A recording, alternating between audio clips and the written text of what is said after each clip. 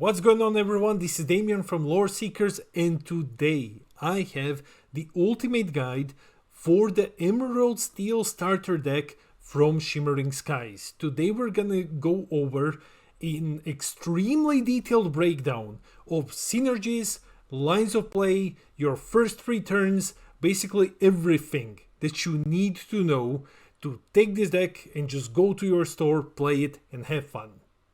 Roll the video. As with all 4 videos, let's start with the breakdown. So in this video, I'm gonna give you a detailed deck breakdown. I'll explain the game plan. I'll talk about synergies and lines of play, why some cards are good, what are various interactions with other cards in the deck, and so on. Then I'm going to take you through the first 3 turns with the deck. You can take over from there, and we'll just wrap it up with a summary. Let's go! Let's start with the deck breakdown. So this is the first out of 2 new starter decks from Shimmering Skies. When does it come out? Well, basically today, 9th and 23rd of August, depending on the retailer size. So LGSs get it now, and the bigger retailers get it on the 23rd. What's the price? Well, MSRP is $17, however, your store price might be slightly different. It shouldn't be below, but at some places, unfortunately, it might be higher. But MSRP is 17 bucks. And what glimmers are in this deck? Emerald and Steel. And of course, what are you getting in the deck? So you're getting 60 cards, including 2 foil cards, 11 damage counters, 1 paper playmat, 1 paper tracker token, 1 quick start rulebook to just help you start with the game, especially if you're a new player, and of course, 1 bonus booster pack. Now let's dive into the game plan. So what's the game plan for this deck? It's actually pretty cool, I think. So what you're doing is dealing damage to opponents' characters and then profiting from it. You're not really dealing damage to banish them, but you're just kind of pinging them here and there. You're spreading your damage around, and then you get high rewards for it. More damaged characters equals bigger rewards, basically. It's a cool alternative way of gaining lore outside of questing. For example, this Robin Hood, not the best card, but when he enters, if an opponent has a damaged character, you gain 1 lore. You'll have similar cards to this one in the deck. We can divide the deck into 3 aspects. So we have our damage dealers, Kronk, for example, amazing card. We have support / follow-ups, for example, Shenzi, which says while challenging a damaged character, she gets +2 strength. So these are just your ways of supporting your challengers or just spreading more damage around and stuff like that. And then you have your payoffs, such as Scar, who says whenever one of your characters challenges a damaged character, you draw a card.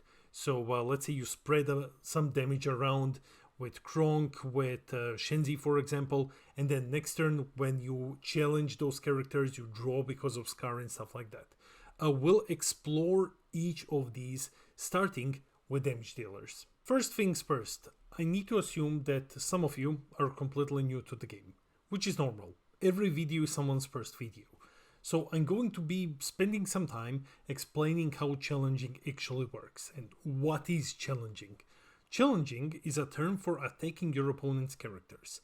They need to be exerted characters, so just refer to the picture. To challenge a character, you need to exert a character that you wish to challenge with. So, for example, if you wish to challenge Little John with Arthur, you need to exert Arthur and then say that you're challenging Little John. This is what it looks like in practice. Here's an example of what challenging looks like. So let's say it's your turn. You start, you have this Arthur card in play. His ink is dry. You decide to challenge something. Opponent has this Little John card and it's exerted. So you decide to challenge Little John. To do so, you exert Arthur and then you go to the damage step. Now, Arthur's power is 2, while Little John's power is 0. So Arthur deals 2 damage to Little John, while Little John deals 0 damage back. The challenge ends and Little John took 2 damage while Arthur took 0, and these 2 damage will remain on the character. Last couple of things to keep in mind before we proceed with the video. Damage dealt remains on the card. until it's removed. by like a healing effect, or the card is just gone. When a character's willpower, that's the little shield icon, hits a 0, the character is banished. So, for example, if Arthur attacked Little John again, if he challenged him again and he brought his willpower to 0, Little John would have been considered banished in a challenge. That's important to keep in mind because you will have some cards which will refer to cards being banished in a challenge. Just to clarify, both characters deal damage to each other during a challenge, and it is possible for both characters to get banished as a result of a challenge. Okay, now let's talk about some cool cards. We have a couple of cool options for challenging our opponent's characters. So we have Kronk. Kronk has a keyword, Challenger, which means that while he is the one who's challenging, he gets +1 strength. So he's a cheap 2/4 challenger. Then you have Simba. Now, here comes the banished part that I told you about. His banishment payoff. He says, during your turn, whenever this character banishes another character in a challenge, you draw a card. So if there's a character with 2 willpower, let's say the Arthur character, and you challenge it with Simba, and you banish it, you will draw a card. That's what this basically means. And finally, you have Shenzi. Shenzi is great for finishing off damaged characters, because when she is challenging a damaged character, she gets +2 strength. So she's a 4/3, and then she can just banish something, because if you've dealt 2 damage before, that's already 6 in total. That's enough to banish a lot of cards in the game. Now, keep the Kronk in mind, because it's about to get wild. Kronk has a phenomenal bigger version. Yeah, this is big Kronk, head of security. Costs 7, but you play him using Shift. So Shift 5, you pay 5 to play this Kronk on top of the one already in play. And his ability is, are you on the list? During your turn, whenever this character banishes another character in challenge, so when he attacks, challenges a different character and brings that character's willpower to 0, you may play a character with cost 5 or less for free. This ability is insanely powerful. This is insanely powerful. At 6 strength, Kronk will likely banish any challenged character, especially if they had any damage before that. He'll banish anything, and he's so big that he's just gonna survive that. The ability to cheat in cards for free is generally one of the most powerful abilities in card games. It's bonkers how strong that ability is, and I'm gonna talk a bit more about it just by showing you the cards that you can cheat out with Kronk and their impact on the game state. Here are some of the targets that you can cheat out. You can cheat out Pete, Ed, Banzai, Hey Hey, Scar, and a couple of other cards. Obviously, there are a lot of targets in the deck, so we'll just split them into 2 groups: immediate value and setup/follow-up plays. Let's start with immediate value. The best target to cheat out with Kronk is Pete. Pete is insane. So, Pete's ability is Blow the Whistle. When you play this character, opponents can't play actions that includes songs until the start of your next turn. Pete is amazing because he's a big play follow-up which shuts down your opponent's action cards for a turn. So when you combine him with Kronk, you just played a huge 6/6 card, you've banished a card, and then you turned off all of your opponent's action cards, including songs, for the turn. So this sets up a following scenario. Now your opponent, if they wish to get rid of the Kronk, must swing into him to remove him. Otherwise, next turn, Kronk will just attack again, he'll banish something, and you'll cheat in another card.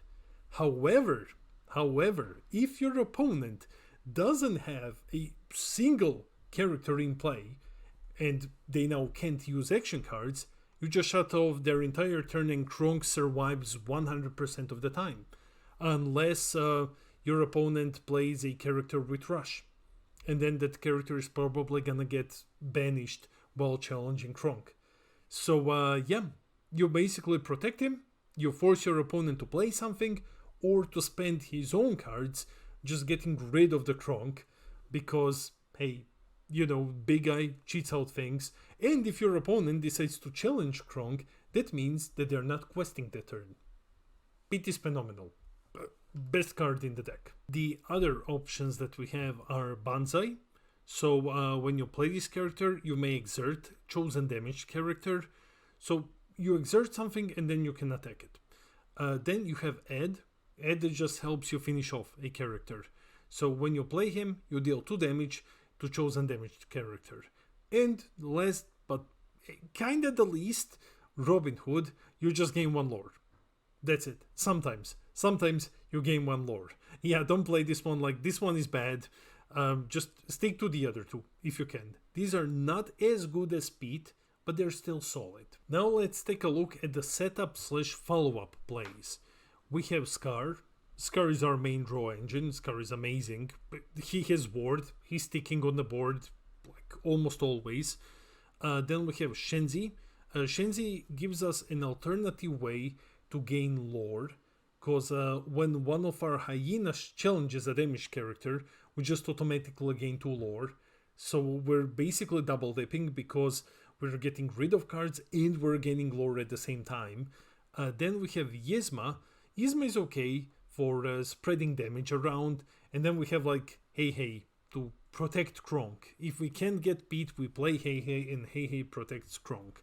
These are great, but they don't do anything on their own.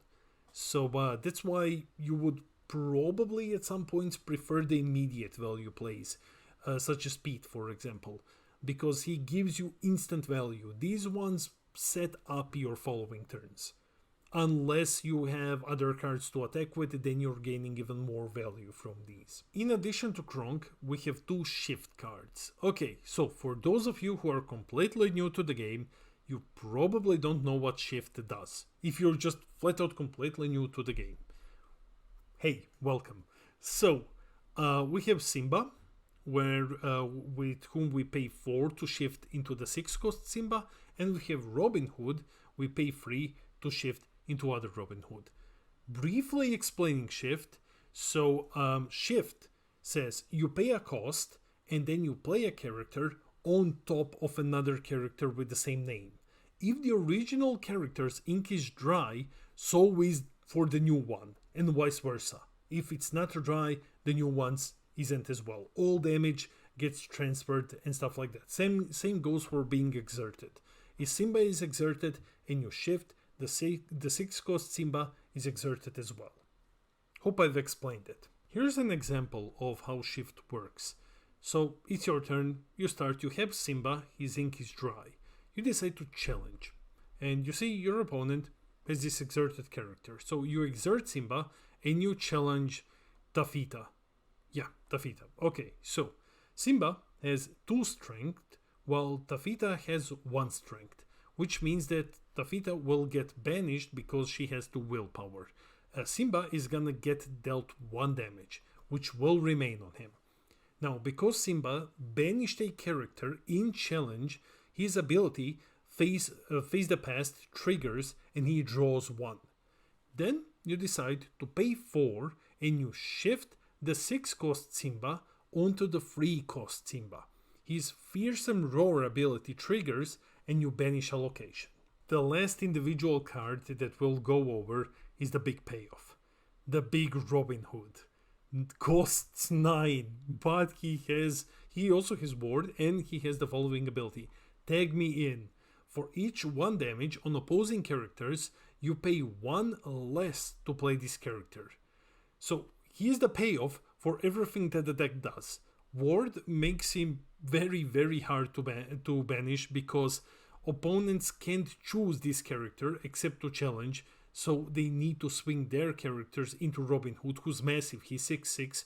He's gonna banish the majority of things that challenge him. The key thing to keep in mind is the following. The reduction ability is 1 cost per 1 damage. It isn't per damaged character, it's per damage. Each point of damage on each opposing character will reduce Robin Hood's cost by 1. Here's how the ability works. So remember, 1 damage, 1 cost less. So if there's only 1 character with 1 damage, Robin costs 8. If there is a character with 3 damage, Robin costs 6. If there are two characters, one has 1 damage and the other one has 2 damage, that's 3 damage. In total, Robin will cost 6. So he counts every single point of damage on every opposing character for his cost reduction. So you can make Robin Hood dirt cheap very fast. In this part of the video we'll be going over the first 3 turns of gameplay with this deck. We're assuming that you're going first, and I'm going to show you multiple scenarios for the first 3 turns, just in case that your turn looks like something different from what I'm showing here, to help you get on the track and to show you your options if, you know, the turn is going in a certain way. Alright, let's check it out. Turn 1, the usual setup. This is what your standard turn 1 looks like. So you start, you ink a card, you play a 1 cost if you have it. In this scenario, let's say you have Rudy. So you play Rudy and then you just pass the turn. So if you have a turn 1 play, it can either be Rudy or Little John. If you don't have a turn 1 play, doesn't matter. Let's check out turn 2. Turn 2, 2 possible scenarios. Scenario A. So you start, you draw 1, you ink a card, you quest with Rudy, you gain 1 lore, and then you pay 2 to play Kronk and pass the turn.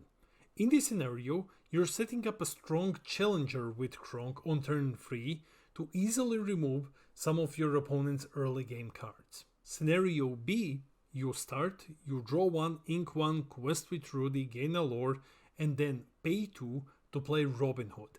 His ability will just fizzle, you're not gonna get lore from it, but you play him and you pass the turn. In this scenario, you're setting up the free cost Robin Hood shift play on the following turn. Turn 3, things are finally heating up. Again, we have multiple scenarios. In scenario A, you start, draw 1, ink 1, quest with Rudy. Let's say that Rudy survived. If Rudy got banished, doesn't matter, but let's say that he did. You gain 1 lore, and then you use Kronk, because this one builds on the play where you've played Kronk. You challenge a character, after which you pay 3 to play Simba, setting up your turn 4 with the big Simba, and then you just pass the turn. Scenario B is the one where you've played Robin Hood on turn 2. So you start, draw 1, ink 1, you challenge something with Rudy. So this time you don't quest, you challenge something. You deal damage, preferably a character that you can't just flat out banish with Rudy. You pay 3 and you shift Robin Hood into play. His ink is dry because you've played Robin Hood the previous turn. And then you quest. Because of Robin Hood's ability Clever Plan, he gains +1 lore for each opposing damaged character in play. He's gonna gain 2 lore because you damaged a character with Rudy, and then you just pass the turn. And we have scenario C. This one builds on top of the scenario A, where you quest with Rudy, now you gain 1 lore, you challenge a character with Kronk. Let's say that that's a character which has 4 willpower. So you deal 2 damage, you pay 3, you play Ed, you deal 2 more damage, you just banish something, and then you pass the turn. Before we end the video, let's quickly wrap it up with a summary. The deck looks really fun to play, there are a lot of synergies here and possible lines of play, which is always great. It includes amazing cards. It includes absolutely amazing cards, such as Pete, the big Kronk, Scar, and the big Robin Hood. All of these cards are phenomenal. Pete, the best one out of the bunch, but all of them are amazing. Now, the last thing to keep in mind, while it's not the most competitive deck, if you wish to take a starter deck to an event, if you wish to play more competitively, the other starter deck is better for you. We'll go over that one as well. But it's a very solid starter deck choice, and it's a very solid deck. So it's not competitive, but if you just wish to learn the game, if you think that this sort of gameplay is fun for you, it's a very solid deck. That's it for the video. Let me know in the comments below, will you try out this starter deck? Have you already bought this starter deck? Has this video helped you understand how to play it? Let me know in the comments. I read all of your comments. I try to respond to everything. I love our little community. And please, hit those like and subscribe buttons, share the video, it helps other players, and stay tuned for more videos like this one. This is the very first one. That's pretty cool, but we're gonna go with daily Lorcana videos next week. So yeah, until then, this has been Damien from Lore Seekers, and I'll see all of you in the next video.